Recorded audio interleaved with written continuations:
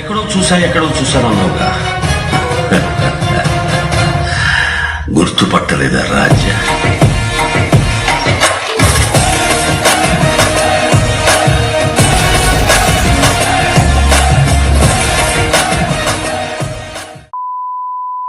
Bail కోసం వెళ్తే జైలే మార్చిన సుప్రీం కోర్టు. గజబ్ బేజతి.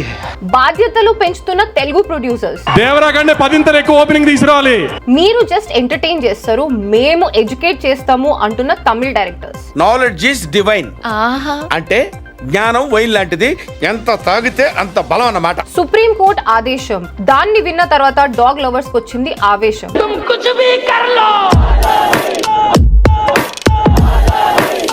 1 మిలియన్ కి దగ్గర ఉన్న ఒక యూట్యూబ్ ఛానల్, తొందరగా సబ్స్క్రైబ్ చేసుకోండి రా అని అడుక్కుంటున్న యూట్యూబర్. 1 మిలియన్ కి దగ్గర ఉన్నాం, సో సబ్స్క్రైబ్ చేసుకున్న పుణ్యం కట్టు. లైక్ చేసి సబ్స్క్రైబ్ అయినా చేయండి, లేకపోతే నాకు బిగ్ బాస్ హౌస్ కైనా పంపేయండి.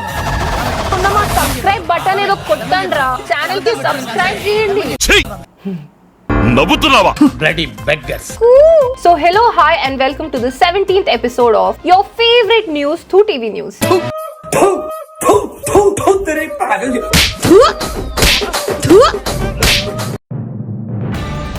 నేను మీ down to earth news reporter play like incognito. Down to earth వంద down to earth with my cameraman Aditya ఆర్యతో. అయ్యా నమస్కారం. వీడియో ఎండ్ వరకు చూసి మీ ఒపీనియన్ ఏంటో కామెంట్ చేయండి. ఎందుకంటే మీ అందరికి బాగా తెలిసిన టాపిక్స్ ఈ వీడియోలో కవర్ చేయబోతున్నాం. Let's begin the show. Let's start with the first segment, industry updates. Uttapam വേണോ പിന്നെ ബോണ്ട വേണോ మామూలు అప్డేట్స్ కాదు, తెలుగు, తమిళ్, కన్నడ, హిందీ ప్రతి ఇండస్ట్రీ నుంచి అప్డేట్స్ ఉన్నాయి ఇప్పుడు మన దగ్గర. Let's start with Kannada. చూడండి, లాస్ట్ టైం ఒకవేళ మీ అందరికి గుర్తుంటే గనక ఇంటర్నెట్ లో టాప్ కాంట్రవర్సీ ఏంట్రా అంటే Kannada Darshan fans versus United Tollywood.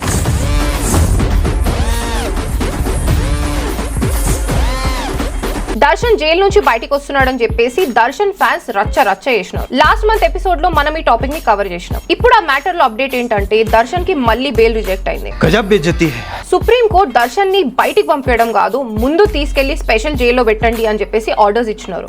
పాపం ఆయన బయటికి వస్తున్నాడేమో అని చెప్పి ఈ దర్శన్ ఫ్యాన్స్ బయట ఇంటర్నెట్ లో చేసిన లొల్లి, రచ్చ, ఫ్యాన్ వార్స్, గొడవలు ఇవన్నీ other fans wait for their hero's movie release. Darshan fans wait for their hero himself to be released. వెళ్ళరా, వెళ్ళి ఇంట్లో ఏదైనా పని చూసుకోపో. ఎనీవే, ఇది లాస్ట్ మంత్ జరిగిన లొల్లి. ఈ మంత్ కూడా సేమ్ ఇలాంటి లొల్లి ఒకటి జరిగింది. కాకపోతే ఈసారి కన్నడ వర్సెస్ తెలుగు కాదు, తమిళ్ వర్సెస్ తెలుగు. మ్యాటర్ ఏంటంటే తమిళ్ డైరెక్టర్ ఏఆర్ మురుగదాస్ రీసెంట్ గా జరిగిన ఇంటర్వ్యూలో ఒక మైండ్ బ్లోయింగ్ స్టేట్మెంట్ ఇచ్చినారు. ఏమిటది? తమిళ్ ఇండస్ట్రీలో ఎందుకు సార్ ఇంతవరకు ఏ సినిమా కూడా 1000 crores రీచ్ అవ్వలేదు? దానికి సార్ ఇచ్చిన ఆన్సర్ ఏంటో తెలుసా? Other language directors are just entertaining people, but Tamil directors are educating people through films and there is a lot of difference in between two industries అని చెప్పినారు. ఏంటి బాబన్న? తమిళ్ సినిమాలు చూసి జనాలు ఎడ్యుకేట్ అవుతున్నారు, వేరే లాంగ్వేజ్ సినిమాలు చూసి జస్ట్ ఎంటర్టైన్ అవుతున్నారు. అవును సార్, నేను చిన్నప్పటి నుంచి తమిళ్ సినిమాలు చూసి చాలా ఎడ్యుకేట్ అయినా. రీసెంట్ గానే తమిళ్ మూవీస్ అన్ని చూసి యూపీఎస్సీ కూడా క్లియర్ చేసిన. అంతేకాదు, నేను ఏదైనా కొత్త టాపిక్ నేర్చుకోవాలంటే తమిళ్ మూవీసే చూస్తా. థగ్ లైఫ్ మూవీ చూసి ట్రిగ్నోమెట్రీ నేర్చుకున్నా. రెట్రో సినిమా చూసి రీల్స్ ఎలా చేయాలో నేర్చుకున్నా. పొన్నియన్ సెల్వన్ చూసి ఫోటోషాప్ కూడా నేర్చుకున్నా. ఇంకా హిట్ అయిన పాత తమిళ్ మూవీస్ చూద్దామంటే సగం పైన మూవీస్ అన్ని Telugu movies డబ్బింగే.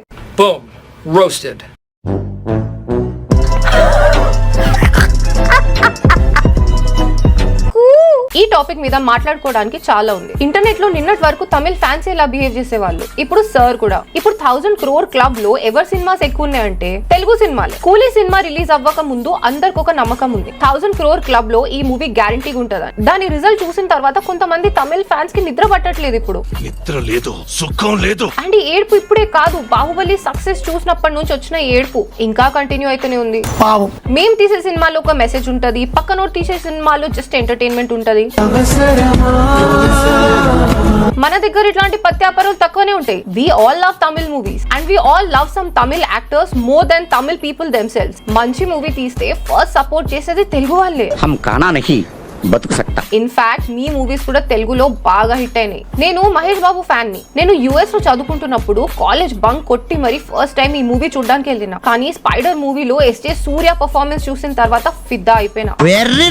Not only me, we all love that movie a lot. Movies కన్నా యాక్టర్స్ కన్నా చాలా సపోర్ట్ చేస్తాం. కానీ టు బి ట్రాన్స్పరెంట్, వీళ్ళలో కొంతమంది అలా ఉండరు. వీళ్ళు ఎవరితో కలవరు, ఒకరి సినిమా సపోర్ట్ చేయరు. అన్నిటికన్నా మించి మేమే టాప్ అని చెప్పి ఒక ఫీలింగ్ తో ఉంటారు. మేం తీసినవే సినిమాలు, మేం చెప్పిందే రైట్, అలాంటి ఒక బిహేవియర్. వీళ్ళలో కొంతమంది ఇప్పటి నుంచే కాదు, డే 1 నుంచి ఇంతే ఉన్నారు. అది తమిళ్ హిస్టరీ అవ్వచ్చు, పాలిటిక్స్ అవ్వచ్చు, ఇప్పుడు మూవీస్ కూడా. అంత సుపీరియారిటీ కాంప్లెక్స్ పనికి రాదు కదా సార్. అసలు వేరే లాంగ్వేజ్ సినిమాస్ ఏదైనా హిట్ అవుతుందంటే ఏం లేకపోయినా క్రిటిసైజ్ చేసేది ఫస్ట్ వీళ్ళే. అది కూడా ఎందుకు అంటే కడుపు మంట.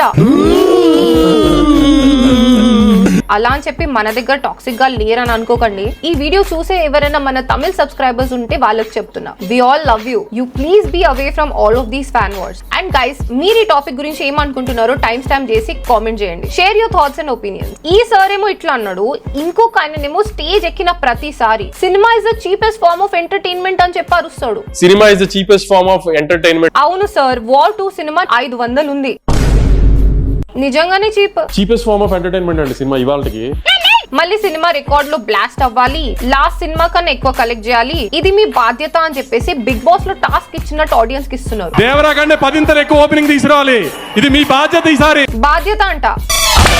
పేరెంట్స్ ని బాగా చూసుకోవాలి, కెరియర్ ని బాగా చూసుకోవాలి. అంతెందుకు, ఈ ఫంక్షన్ కి ఇంత వేల మంది వచ్చిండ్రు, సేఫ్ కి ఇంటికి వెళ్ళండి, మీ ఫ్యామిలీ జాగ్రత్త అని అనడం కూడా రాదు. దేవరా కంటే 10 ఎక్కువ ఓపెనింగ్ తీసుకురావాలి. లేకపోతే ఈ సినిమా బాగా కష్టపడి తీసినాము, మీకు గ్యారంటీగా నచ్చుతుంది అని చెప్పడం కూడా వేరే. ఇది మీ బాధ్యత. ఈసారి ఇదేం బాధ్యత సార్? ఫ్యాన్స్ ని రెచ్చగొట్టడం అంటారు దీన్ని. మీ హీరో కలెక్షన్స్ లేపండి రా అంటే వాళ్ళు ఎందుకు సైలెంట్ ఉంటారు? ఆ హీరో ప్రెస్టేజ్ కి సంబంధించి మ్యాటర్. అసలు మన తెలుగు హీరోస్ బాలీవుడ్ కి వెళ్ళొద్దురా బాబు. ఎలా చూపిస్తారో అర్థం అయిపోయింది మనకి.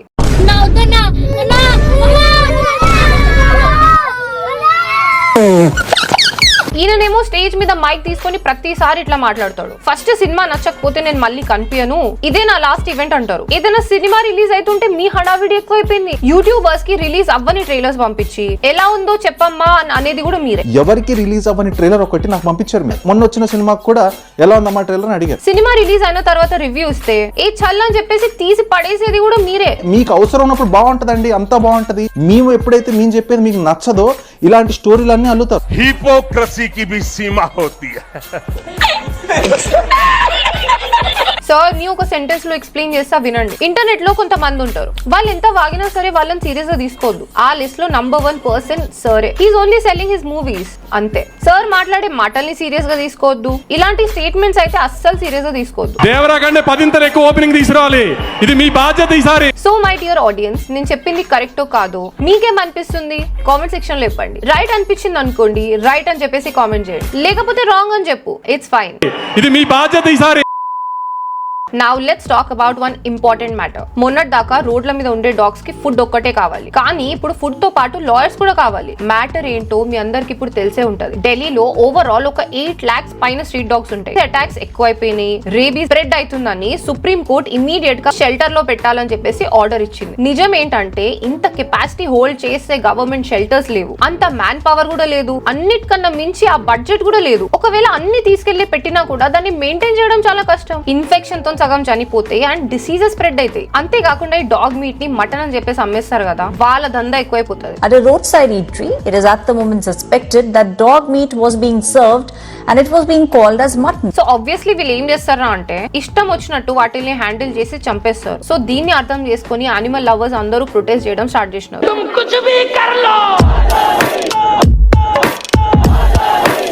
అండ్ సుప్రీం కోర్ట్ ఆర్డర్ చేసినప్పుడే ఒక క్లాజ్ ఉంది, దీనికి ఎవరైనా అడ్డొస్తే వాళ్ళ మీద కూడా యాక్షన్ తీసుకోండి అని. సో ఈ మ్యాటర్ మీద ఢిల్లీ స్ట్రీట్స్ అంతా రచ్చ రచ్చ అయిపోయింది.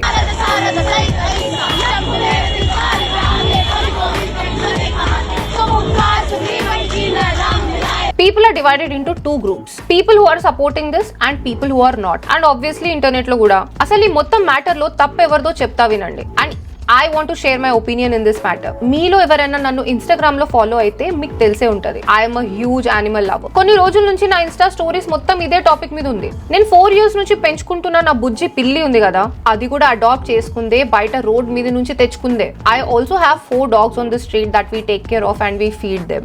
As an animal lover, I am opposing this. నేను యానిమల్ లవర్ ని కాబట్టి ఏం ప్రాబ్లం లేదని చెప్పి నేను అన్నను. ప్రాబ్లం ఉంది, కానీ సొల్యూషన్ ఇది కాదు. అండ్ ఈ ఇష్యూని అడ్రస్ చేయాల్సిన వే కూడా ఇది కాదు. ఎందుకంటే నిజానికి గవర్నమెంట్ దగ్గర ప్రాపర్ డేటా లేదు. ఎన్ని డాగ్స్ ఉండొచ్చు, ఎన్నిటికి స్టెరిలైజేషన్ చేసినారు, ఎన్ని డాగ్స్ కి వ్యాక్సినేషన్ అయింది, వాటి లొకేషన్ ఏంటి, డీటెయిల్స్ ఏంటి, ఇలాంటివి అన్నమాట. ఎందుకంటే గవర్నమెంట్ ఈ పనులన్నీ థర్డ్ పార్టీకి అప్పచెప్పింది. ఇవన్నీ కూడా మున్సిపాలిటీ కింద వస్తుంది. ఇంకా అవన్నీ ఎట్లా పని చేస్తాయో మీ అందరికి తెలుసు. సిటీస్ లైక్ లక్నో, అక్కడ దాకా ఎందుకు, మన వైజాగ్, అక్కడ కూడా స్ట్రీట్ డాగ్స్ ఉన్నాయి. కాకపోతే అక్కడ వ్యాక్సినేషన్ కరెక్ట్ గా ఫాలో అవుతున్నారు కాబట్టి లాస్ట్ 6 years లో ఒక్క రేబీస్ కేసు కూడా లేదు. అంత బాగా మెయింటైన్ చేసినారు మన వైజాగ్ వాళ్ళు.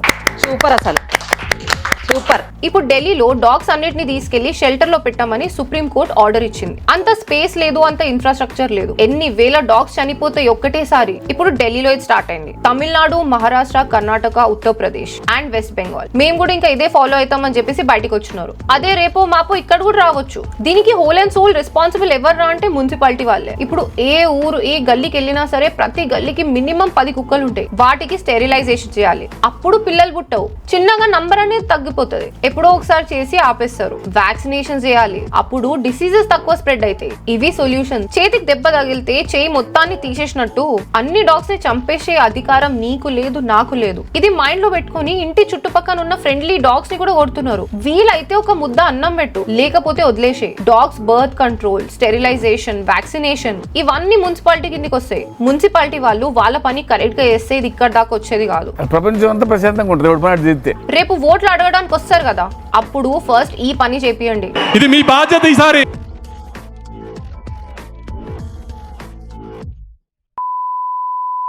ఈ వీడియో మీరు ఇక్కడ దాకా చూసినారంటే మీరు విన్న ప్రతి ఒక్క టాపిక్ లో మీరేమనుకుంటున్నారో కామెంట్ చేసి చెప్పండి. మన ఛానల్లో అన్ని వీడియోస్ నవ్వుపించడమే కాదు, ఆలోచింప చేస్తే కూడా 1 million కి మనం చాలా దగ్గర ఉన్నాం. సేమ్ మీ టేస్టే ఉన్న నీ ఫ్రెండ్ ఎవరో ఒకళ్ళు ఉంటారు కదా, వాళ్ళకు కూడా షేర్ చేయండి, సబ్స్క్రైబ్ చేయమని చెప్పండి. మళ్ళీ నెక్స్ట్ వీకెండ్ ఏదో ఒక కొత్త వీడియోతో మీ అందరి ముందుకు వచ్చేస్తా. నేను మీ favourite news reporter play like incognito with fan wars చేసే నిబ్బా ఫ్యాన్ ఆదిత్యార్యతో. Until then, drink water, hug your mother and have a nice day.